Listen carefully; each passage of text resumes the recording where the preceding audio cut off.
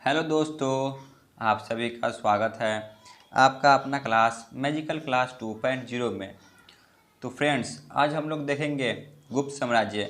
इससे related MCQ question को cover करेंगे। लगभग आपको इसमें 25 प्लस एमसीक्यू क्वेश्चन गुप्त साम्राज्य से मिल जाएंगे। आप लोग इसे कवर कर लीजिए, आप लोग को और कुछ देखने की जरूरत नहीं पड़ेगा। ठीक है, पूरा गुप्त साम्राज्य आपको 25 क्वेश्चन में कवर हो जाएंगे। तो चलिए बिना टाइम वेस्ट किए अपने क्लास को शुरू करते हैं। इससे पहले वाले वीडियो में आपको थ्योरी प्लस जो प्रीवियस ईयर क्वेश्चन हो सके उन सभी को कवर करा चुके हैं। आप लोग प्लेलिस्ट में जाके देख सकते हैं। तो चलिए क्लास शुरू करते हैं। आज का पहला प्रश्न है, गुप्त साम्राज्य का उदय कब हुआ था? बताइए, गुप्त साम्राज्य का उदय कब हुआ था? ऑप्शन ए द्वितीय शताब्दी में, ऑप्शन बी तृतीय शताब्दी में, ऑप्शन सी द्वितीय शताब्दी के प्रारंभ में, ऑप्शन डी तृतीय शताब्दी के अंत में। बताइए गुप्त साम्राज्य का उदय कब हुआ था? तो गुप्त साम्राज्य का उदय हुआ था ऑप्शन डी, तृतीय शताब्दी के अंत में हुआ था। ठीक है, आगे बढ़ते हैं। क्वेश्चन नंबर 2, गुप्त साम्राज्य का उदय कहाँ हुआ? बताइए, गुप्त साम्राज्य का उदय कहाँ हुआ था? ऑप्शन ए कौशाम्बी में, ऑप्शन बी हरियाणा में, ऑप्शन सी पाटलिपुत्र में, ऑप्शन डी दिल्ली में। बताइए गुप्त साम्राज्य का उदय कहाँ से हुआ था? तो गुप्त साम्राज्य का उदय हुआ था कौशाम्बी से। ठीक है ना, ऑप्शन ए कौशाम्बी से हुआ था गुप्त साम्राज्य का उदय। आगे बढ़ते हैं। क्वेश्चन नंबर 3, गुप्त वंश का संस्थापक कौन था? बताइए, गुप्त वंश का संस्थापक कौन था जिसने गुप्त वंश की स्थापना की? Option A Srigupta, option B Chandragupta प्रथम, option C Samudragupta, option D Vishnugupta. बताइए क्या होगा गुप्त वंश के संस्थापक? तो गुप्त वंश के संस्थापक थे ऑप्शन ए श्रीगुप्त। ठीक है ना, आगे बढ़ते हैं। क्वेश्चन नंबर 4, श्रीगुप्त ने कौन सी उपाधि धारण किया? बताइए, श्रीगुप्त जो थे उन्होंने कौन सी उपाधि को धारण किए थे? Option A Maharaja Dhiraj, option B Maharaja, option C Rajyavardhan, option D इनमें से कोई नहीं। बताइए क्या होगा श्रीगुप्त ने कौन सी उपाधि धारण की? तो इन्होंने महाराजा उपाधि धारण की थी, ऑप्शन बी। आगे बढ़ते हैं। क्वेश्चन नंबर 5, श्रीगुप्त का उत्तराधिकारी कौन हुआ? बताइए, श्रीगुप्त का उत्तराधिकारी कौन हुआ था? ऑप्शन ए चंद्रगुप्त प्रथम, option B Ghatotkacha, option C Samudragupta, option D Vishnugupta. बताइए क्या होगा श्रीगुप्त का उत्तराधिकारी घटोत्कच हुआ। ठीक है ना, ऑप्शन बी श्रीगुप्त का उत्तराधिकारी घटोत्कच हुआ। आगे बढ़ते हैं। क्वेश्चन नंबर 6, गुप्त वंश का प्रथम महान सम्राट कौन हुआ? बताइए, गुप्त वंश का प्रथम महान सम्राट कौन हुआ? ऑप्शन ए चंद्रगुप्त प्रथम, option B Ghatotkacha, option C Samudragupta, option D Vishnugupta. बताइए क्या होगा गुप्त वंश का प्रथम महान सम्राट कौन हुआ? तो वह चंद्रगुप्त प्रथम थे जो गुप्त वंश का प्रथम महासम्राट हुए। आगे बढ़ते हैं। क्वेश्चन नंबर 7, चंद्रगुप्त प्रथम गुप्त वंश के राजगद्दी पर कब बैठा? बताइए, जो चंद्रगुप्त प्रथम थे वह गुप्त वंश के राजगद्दी पर कब बैठे?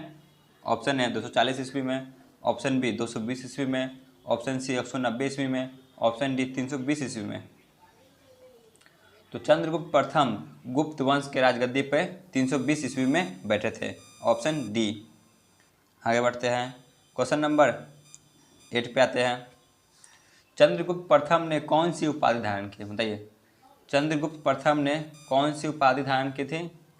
Option A Maharaja Dhiraj, option B Maharaja, option C Rajyavardhan, option D इनमें से कोई नहीं। बताइए क्या होगा चंद्रगुप्त प्रथम ने कौन सी उपाधि धारण की? तो चंद्रगुप्त प्रथम ने महाराजा धीराज नामक उपाधि को धारण की थी, ऑप्शन ए। आगे बढ़ते हैं। क्वेश्चन नंबर 9 पे आते हैं। चंद्रगुप्त प्रथम का उत्तराधिकारी कौन हुआ? बताइए, चंद्रगुप्त प्रथम का उत्तराधिकारी कौन हुआ? ऑप्शन ए चंद्रगुप्त प्रथम, option B Ghatotkacha, option C Samudragupta, option D Vishnugupta. बताइए चंद्रगुप्त प्रथम का उत्तराधिकारी कौन हुआ? तो चंद्रगुप्त प्रथम का उत्तराधिकारी हुआ समुद्रगुप्त, ठीक है ना। ऑप्शन सी समुद्रगुप्त, जो कि चंद्रगुप्त प्रथम का उत्तराधिकारी हुआ। आगे बढ़ते हैं। क्वेश्चन नंबर 10, भारत का नेपोलियन किसे कहा जाता है? बताइए, भारत का नेपोलियन किसे कहा जाता है? ऑप्शन ए चंद्रगुप्त प्रथम को, ऑप्शन बी घटोत्कच को, ऑप्शन सी समुद्रगुप्त को, ऑप्शन डी विष्णुगुप्त को। बताइए क्या होगा? भारत का नेपोलियन किसे कहा जाता है? तो समुद्रगुप्त को भारत का नेपोलियन कहा जाता है, ऑप्शन सी। आगे चलते हैं। क्वेश्चन नंबर 11, समुद्रगुप्त का दरबारी कवि कौन था? बताइए, समुद्रगुप्त का दरबारी कवि कौन था? Option A Aryabhata, option B Patanjali, option C Harisena, option D Valmiki. Samudragupta का दरबारी कवि कौन था? तो समुद्रगुप्त का दरबारी कवि थे हरिसेन, ठीक है ना, option C.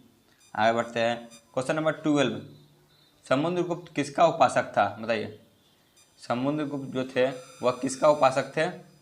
Option A Shankar, option B Vishnu, option C Jain, option D बौद्ध। समुद्रगुप्त विष्णु का उपासक थे, ऑप्शन बी। आगे बढ़ते हैं। क्वेश्चन नंबर 13, कविराज किसे कहा जाता है? बताइए, कविराज किसे कहा जाता है?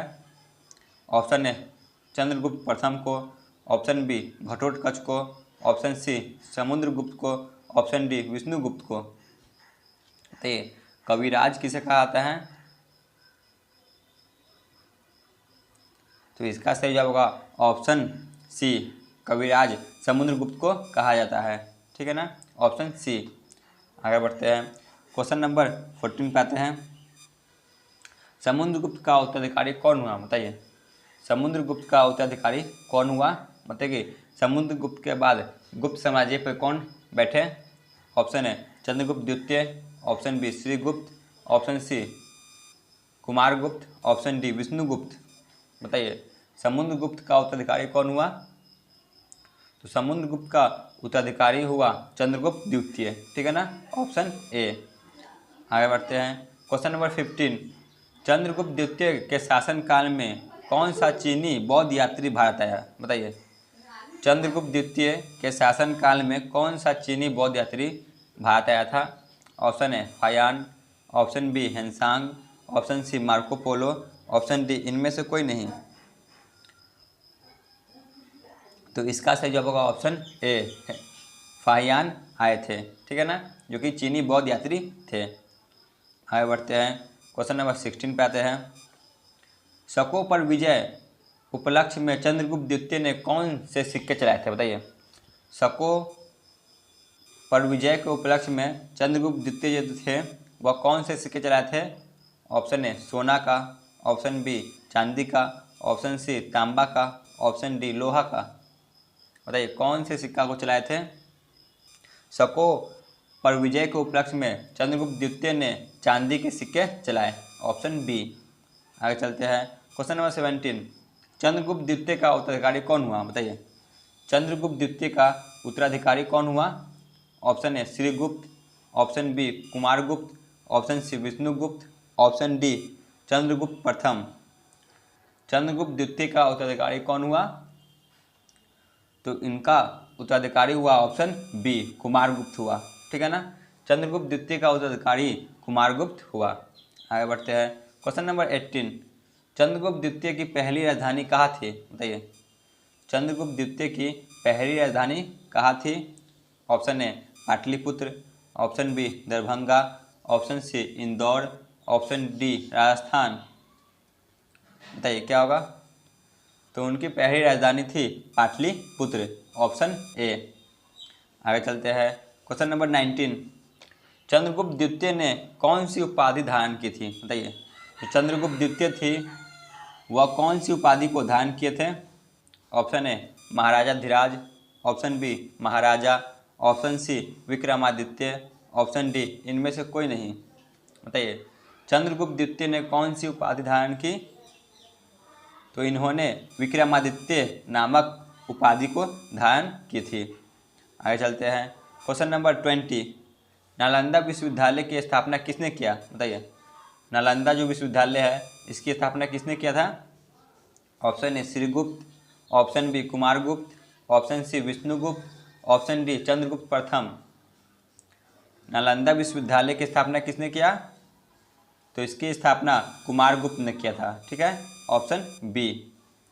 आगे बढ़ते हैं। क्वेश्चन नंबर 21 पे आते हैं। कुमारगुप्त प्रथम का उत्तराधिकारी कौन हुआ? बताइए। कुमारगुप्त प्रथम थे, उनका उत्तराधिकारी कौन हुआ? Option A Srigupta, option B Skandagupta, option C Vishnugupta, option D Chandragupta प्रथम। बताइए क्या होगा? कुमारगुप्त प्रथम का उत्तराधिकारी कौन हुआ? तो इसका उत्तराधिकारी हुआ ऑप्शन बी स्कंदगुप्त हुआ। ठीक है ना। आगे चलते हैं। क्वेश्चन नंबर 22, अंतिम गुप्त शासक कौन हुआ? बताइए। गुप्त साम्राज्य का अंतिम शासक कौन हुआ? Option A Srigupta, option B Kumaragupta, option C Vishnugupta, option D Chandragupta प्रथम। तो गुप्त साम्राज्य का अंतिम शासक हुआ विष्णुगुप्त। ठीक है ना, ऑप्शन सी। आगे बढ़ते हैं। क्वेश्चन नंबर 23, गुप्त साम्राज्य की सबसे बड़ी प्रादेशिक इकाई कौन थी? ऑप्शन ए देश, ऑप्शन बी ग्राम, option C panchayat, option D शहर। गुप्त साम्राज्य की सबसे बड़ी प्रादेशिक इकाई थी देश, ऑप्शन ए। आगे चलते हैं। क्वेश्चन नंबर 24, गुप्त काल में सर्वाधिक महत्वपूर्ण व्यापारिक केंद्र कौन था? Option A Bhopal, option B Ujjain, option C Indore, option D Pataliputra. बताइए व्यापारिक केंद्र कौन था? तो व्यापारिक केंद्र था उज्जैन और पाटलिपुत्र, ये दोनों था। ठीक है ना, ऑप्शन बी और डी दोनों। आगे बढ़ते हैं। क्वेश्चन नंबर 25, गुप्त राजाओं ने सर्वाधिक कौन सी मुद्राएं जारी की? बताइए। गुप्त राजाओं ने सर्वाधिक कौन सी मुद्रा को जारी किया था? ऑप्शन ए सोना, ऑप्शन बी चांदी, ऑप्शन सी तांबा, ऑप्शन डी लोहा का। तो गुप्त राजाओं ने सर्वाधिक सोना की मुद्रा को जारी किया था, ऑप्शन ए। आगे बढ़ते हैं। क्वेश्चन नंबर 26, गुप्त साम्राज्य कौन से धर्म के अनुयायी थे? बताइए। जो गुप्त साम्राज्य थे वह कौन से धर्म के अनुयायी थे? Option A Shankar, option B Vishnu, option C Jain, option D Bauddha. तो गुप्त साम्राज्य विष्णु धर्म के अनुयायी थे। चलते हैं आज के अंतिम प्रश्न पे, जो कि क्वेश्चन नंबर 27 है। गुप्त राजाओं के शासकीय भाषा क्या थी? बताइए। गुप्त राजाओं के शासकीय भाषा क्या थी? Option A Angrezi, option B Hindi, option C Sanskrit, option D Arabi. तो गुप्त राजाओं की शासकीय भाषा थी संस्कृत, ऑप्शन सी। तो आज का क्लास यहीं पे ख़त्म होता है। आप लोग नए हो तो अवश्य चैनल को सब्सक्राइब कर लें। धन्यवाद।